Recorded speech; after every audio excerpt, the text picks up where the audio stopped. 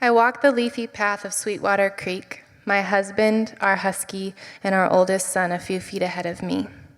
My youngest, Isaiah, 1.5 and hungry, grabbed at my shirt.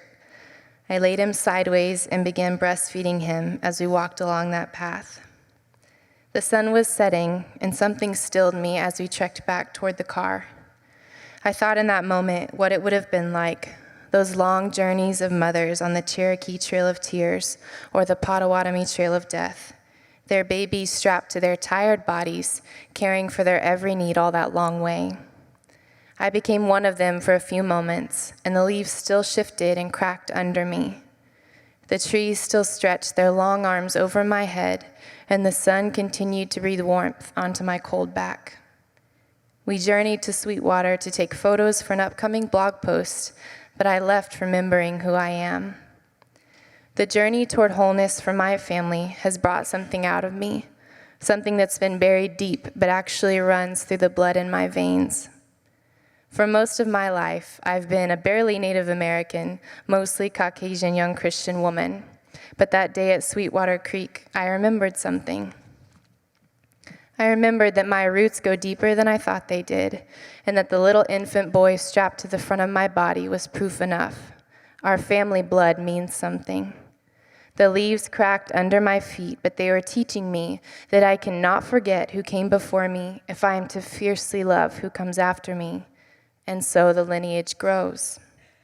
Mothers who once had a present day-to-day momentum are now long in their graves, but their stories rise up to meet me and to lead me into something.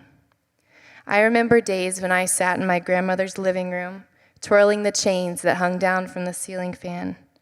I'd watch them slowly unwind, listening to the voices mingling in and out of the air around us. And I watched grandmother sit back in her recliner, always the one by the front door. She talked about her uncle, about chasing chickens in the barn and working at an airfield. She recalled her childhood in Indian Territory Cornish, open-fielded Oklahoma, where her own grandmother Myrtle had lived.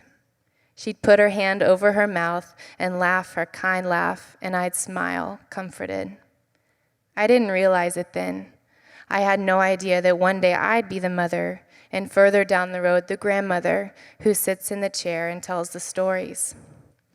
But today, the Potawatomi, Cherokee, Chickasaw blood that runs in my veins asks me to become that woman, to tell tales from my burnt orange recliner with my toddlers on my knees, hungry looks in their joyful eyes.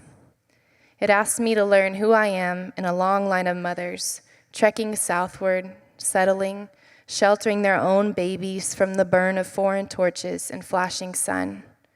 As it turns out, I'm a different mother than I ever thought I'd be, and the blood that's always been a part of me is speaking something new, something I've been missing all this time.